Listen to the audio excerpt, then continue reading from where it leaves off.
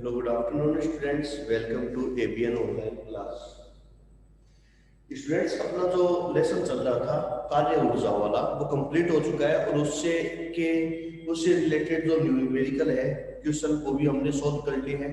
इससे रिलेटेड यदि आपको कुछ और क्वेश्चन पूछना हो, कोई भी किसी प्रकार की आपके मन में कोई क्यूरी हो, कोई भी प्रश्न हो, कोई भी डाउट हो, वो आप मुझे डायरेक्ट फोन करके या मैसेज करके पूछ सकते हो। अब देखिए स्टूडेंट्स, हम अपना जो नया लेसन स्टार्ट करने जा रहे हैं वो है लेसन नंबर 9 प्रकाश।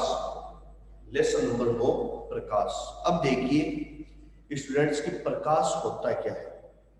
ठीक है, सबसे पहले हम देखते हैं प्रकाश के बारे में कि प्रकाश आखिर होता क्या है। तो देखिए स्टूडेंट्स, प्रकाश वो चीज है जो अन्य वस्तुओं को, अन्य चीजों को दृश्यमान बनाती है। ठीक है, यानी प्रकाश वो चीज है जो अन्य वस्तुओं को, दूसरी चीजों को क्या बनाती है, दृश्यमान बनाती है। उसे हम क्या कहते हैं, प्रकाश कहते हैं। इसके अलावा देखिए स्टूडेंट्स, 9th क्लास में हमने ध्वनि के बारे में भी पढ़ा था।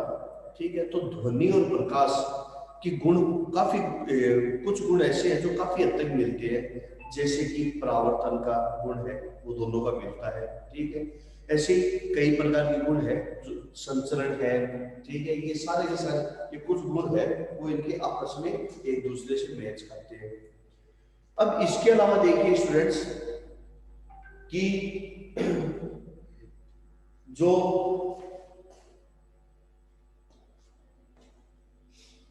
प्रकाश है, ठीक है, ध्वनि के लिए क्या बताया था मैंने आप लोगों को 9th क्लास में कि ध्वनि के संचरण के लिए माध्यम की आवश्यकता होती है, लेकिन प्रकाश के संचरण के लिए किसी भी प्रकार के माध्यम की आवश्यकता नहीं होती है।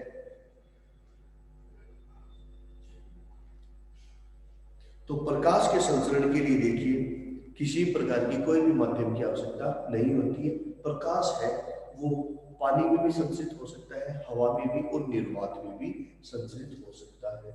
तो इसके संचरण के लिए माध्यम की आवश्यकता नहीं होती है। इसी प्रकार से एक जो साइंटिस्ट था, ठीक है, एक साइंटिस्ट था,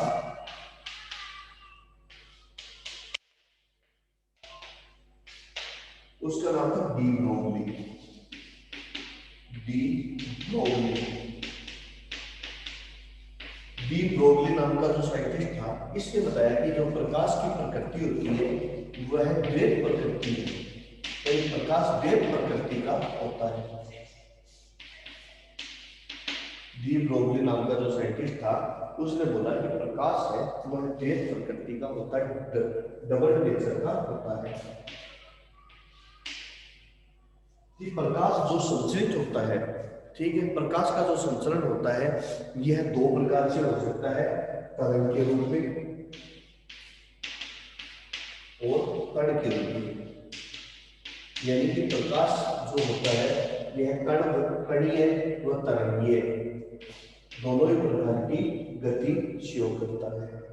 ठीक है, तरंग के लिए जैसा कि स्टूडेंट्स आपने ध्वनि में पढ़ा था वैसे ही प्रकाश भी संचरित होता है तरंगों के रूप में और कणों के रूप में भी। कणों के रूप में प्रकाश जो होता है वह जैसे जो प्रकाश की किरण है वो छोटे छोटे पैकेट से, छोटे छोटे ऊर्जा के पैकेट से मिलकर बनी होती है, उसका नाम है क्वांटा या फोटोन। क्वांटा या फोटोन। प्रकाश जो होता है वह छोटे छोटे पैकेट के रूप में संचरित होता है, जिसका नाम क्वांटा या फोटोन होता है।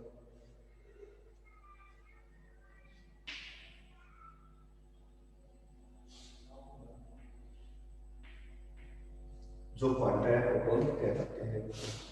तो ये जनरल चीजें हैं स्टूडेंट्स प्रकाश के बारे में।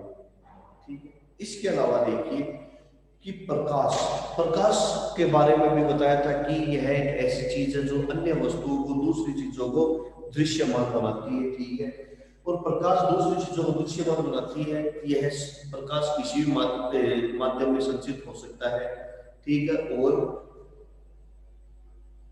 इसके संचरण के लिए माध्यम की आवश्यकता नहीं होती है। ठीक है, अगर संचरण बिना बिना माध्यम के लिए संचित हो सकता है। अब है कि प्रकाश जो है यह बिना स्रोत के संचरित नहीं हो सकता या उत्पन्न नहीं हो सकता। तो प्रकाश उत्पन्न करने के लिए हमें हमेशा स्रोत की आवश्यकता होती है, जैसे कि सूर्य का प्रकाश। ठीक है, इसी प्रकार इस कमरे में हम पढ़ रहे हैं तो इसमें जैसे बल्ब लगे हैं तो ये प्रकाश का स्रोत है। इसी प्रकार से दुनिया का जो सबसे बड़ा प्रकाश का जो स्रोत है वो है सूर्य।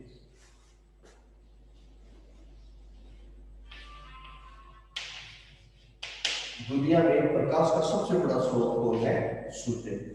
सूर्य से जो आने वाला प्रकाश है इसको कहते हैं श्वेत प्रकाश।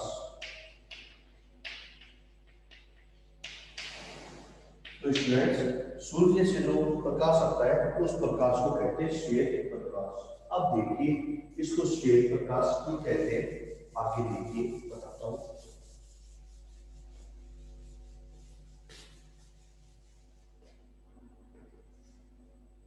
तो देखिए स्टूडेंट, कि जो सूर्य का प्रकाश है यह कई रंगों से मिलकर बना है। सूर्य का प्रकाश 7 रंगों से मिलकर बना हुआ होता है।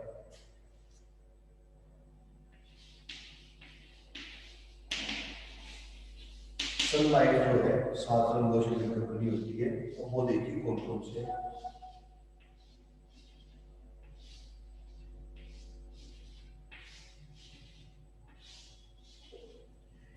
ठीक है, इसको याद रखने का क्रमवाइज तरीका, भाई 7 रंगों को अगर आपको देखना है तो इंद्रधनुष देख लीजिए।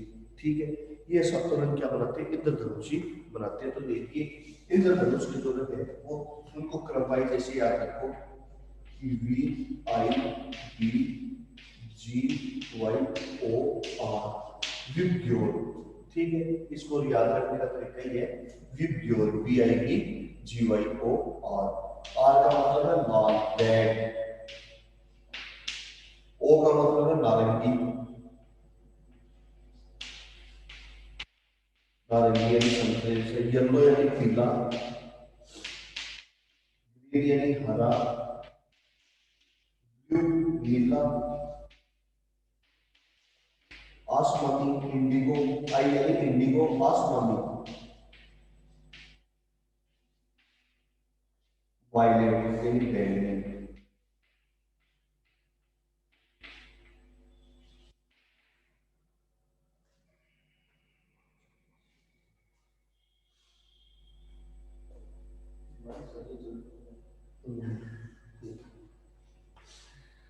तो देखिए इस प्रकार से यह सूर्य का प्रकाश है वो इन 7 रंगों से मिलकर बना होता है, और इन रंगों का स्पेक्ट्रम क्रम भी इसी तरीके का होता है।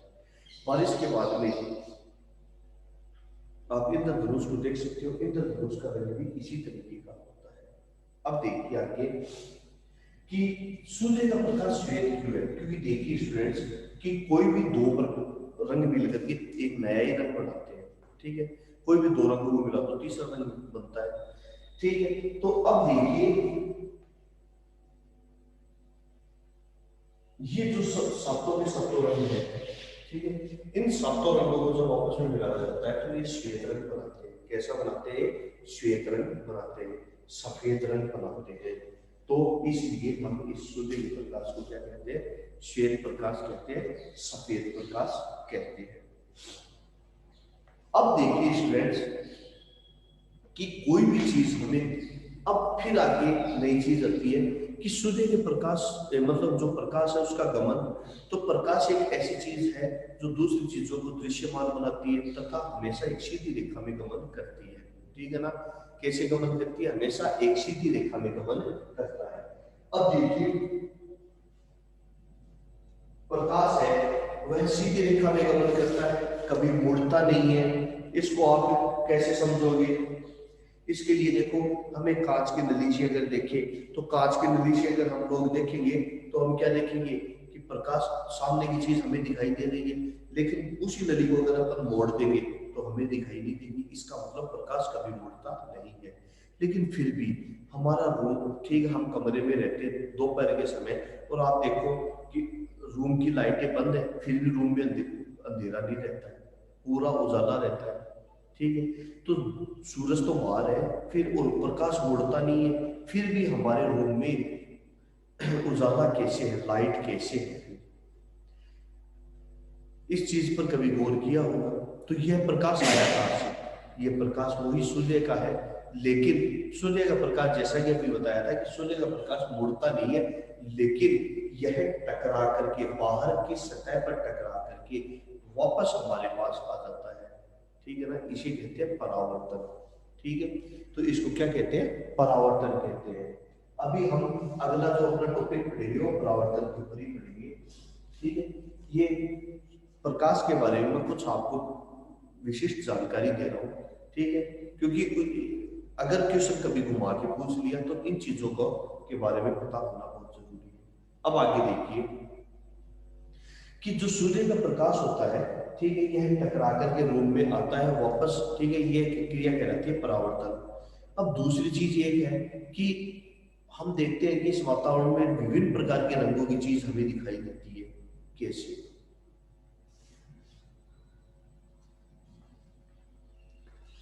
इस दुनिया में विभिन्न रंगों की चीजें हमें कैसे दिखाई देती है? क्या कारण है? तो इसका भी कारण एकदम सीधा सा है। देखिए स्टूडेंट्स, कैसे? अभी मैं आपको उदाहरण देता हूँ उसका भी कि इसका कारण क्या है। जैसे कि देखो, कोई चीज लाल है, कोई वस्तु कैसी है? लाल रंग की है।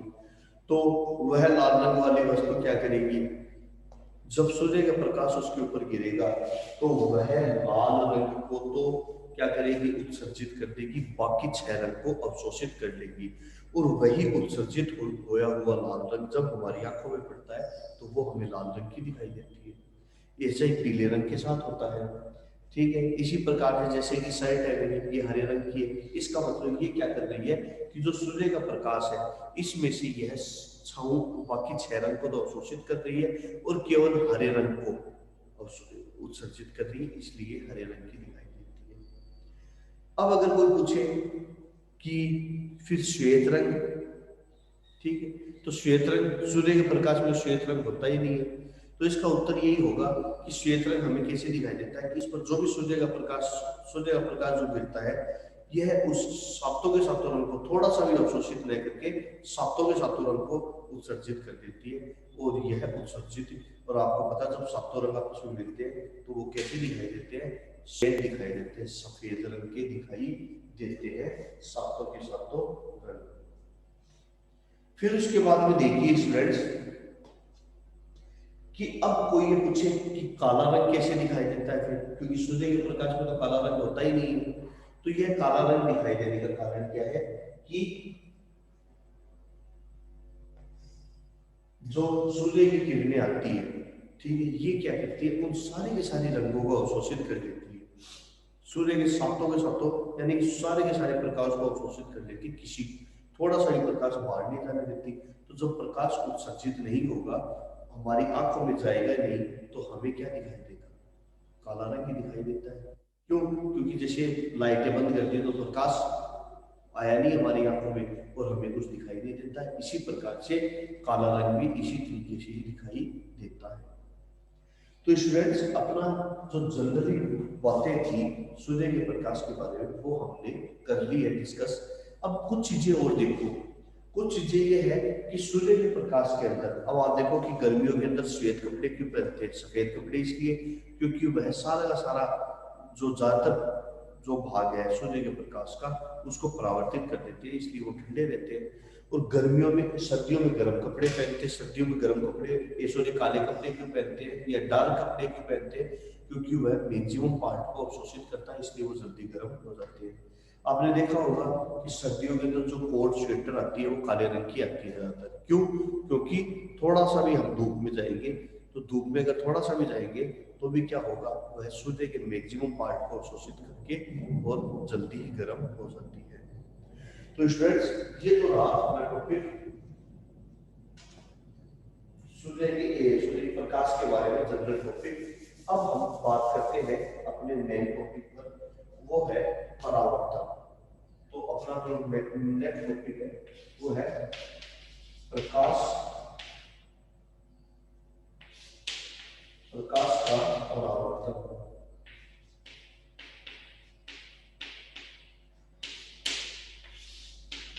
तो सूर्य प्रकाश का परावर्तन का मतलब समझो। परावर्तन ध्वनि का भी सुना था कि ध्वनि बोलते हुए टकरा के वापस आ जाती है, हमें सुनाई देती है, वही प्रकाश के साथ लागू होता है। आप इसको ऐसे समझ लो कि जैसे कि कोई दीवार है, उस दीवार के हम बॉल की मारे तो क्या होगा, वह बॉल उस सामने वाली दीवार के टकरा करके वापस हमारी तरफ आती है, ऐसा ही होता है, ठीक है। तो इसी प्रकार से जो प्रकाश की किरण होती है उसमें भी यही गुण पाया जाता है। आपने देखा होगा कि कैरम बोर्ड होता है, कैरम बोर्ड पर हम यहाँ से चलाते हैं, यहाँ मारते हैं, वो इस तरह यहाँ टकरा के फिर इधर जाता है, ठीक, ये भी क्या है, परावर्तन है। अभी मैं परावर्तन का मतलब समझा रहा हूँ। इसके अलावा और देखो, जैसे कि एक कांच ले लिया, मिरर, कोई भी कांच का टुकड़ा, दर्पण जिसको कहते हो, ठीक है, और कांच का टुकड़ा लेने के बाद में आप क्या करो, उसके ऊपर ऐसे करके टॉर्च फोकस करते हैं। तो जब इस पर टॉर्च को फोकस किया जाता है तो जैसे इसके ऊपर लाइट पड़ती है तो वह लाइट किधर जाती है, इस साइड, ठीक है, किधर जाती है, यहाँ टकरा करके इस साइड में जाती है। तो कहने का मतलब क्या हुआ कि यही होता है परावर्तन। कि इसको एक डायग्राम से समझो, ये माना कि कोई समतल दर्पण है, इस पर जब कोई प्रकाश की किरण आपतित होती है, ठीक है, जब कोई प्रकाश की किरण आपतित होती है तो वह परावर्तित भी हो जाती है। तो इसको कहते हैं आपतित किरण, आपतित किरण, इसको कहते हैं परावर्तित किरण।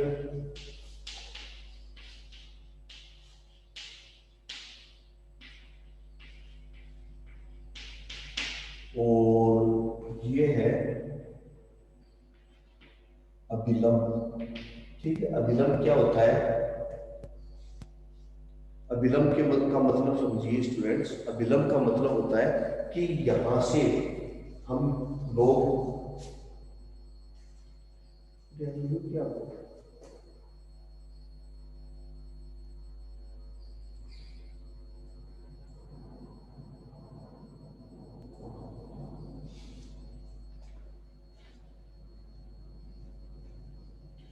तो देखिए स्टूडेंट्स, ये एक अभिलंब है, यानी कि यहाँ से एक काल्पनिक जो रेखा खींची जाती है इसे हम कहते हैं अभिलंब।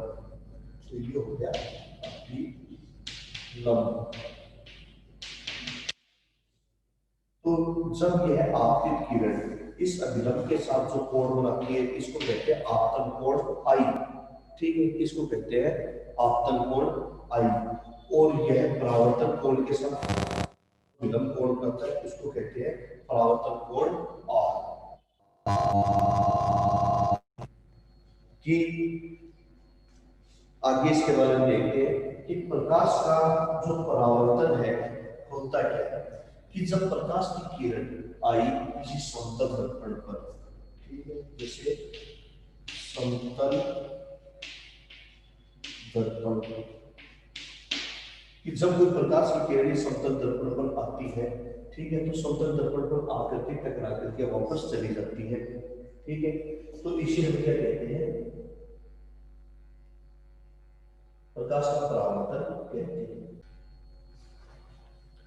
तो अब आगे देखिए स्टूडेंट्स, क्या बोल रहा है कि प्रकाश का परावर्तन क्या होता है, कि जब कोई प्रकाश की किरण किसी माध्यम से इस सतह के टकरा करके वापस उसी माध्यम में लौट आने की, ठीक है, परिघटना को क्या कहते हैं, प्रकाश का परावर्तन कहते हैं।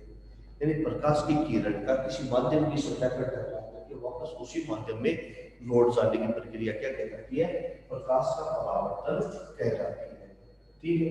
तो देखिए यह इस माध्यम की सतह के टकरा करके वापस उसी माध्यम में लौट आया है। प्रकाश का परावर्तन भी स्टूडेंट्स दो प्रकार का होता है, ठीक है। प्रकाश का परावर्तन है वह दो प्रकार का होता है, एक है नियमित, दूसरा है विषुवत। तो पहला है नियमित परावर्तन, पहला है नियमित परावर्तन।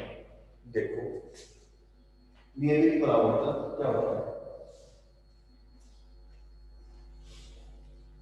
नियमित परावर्तन देखिए क्या होगा कि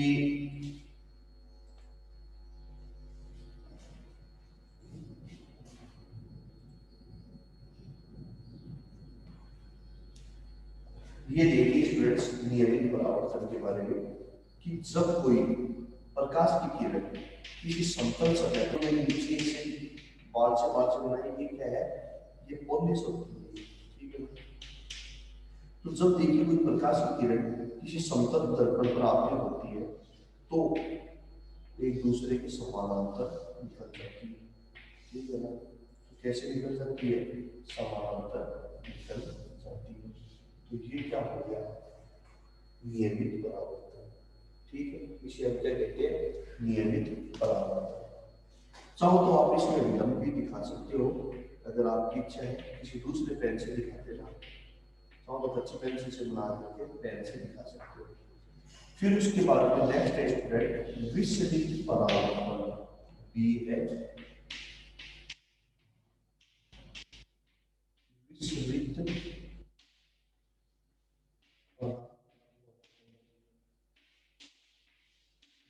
परावर्तन का मतलब क्या होता है कि जब कोई प्रकाश की किरण किसी खुरदरी सतह के ऊपर आपतित होती है, ठीक है, कि जब कोई प्रकाश की किरण किसी खुरदरी सतह के ऊपर आपतित होती है तो यह बिखर जाती है, ठीक है ना। तो यह चारों दिशाओं में बिखर जाती है, इसी हम क्या कहते हैं, विसरित परावर्तन। तो स्टूडेंट्स आज थोड़ी टेक्निकल प्रॉब्लम चल रही है, बारिश का तेज मौसम हो रहा है, अतः नेटवर्क से काम नहीं कर रहा है। आगे का टॉपिक मैं आपको बाद में नेक्स्ट टाइम करवाता हूँ। Okay students, thank you.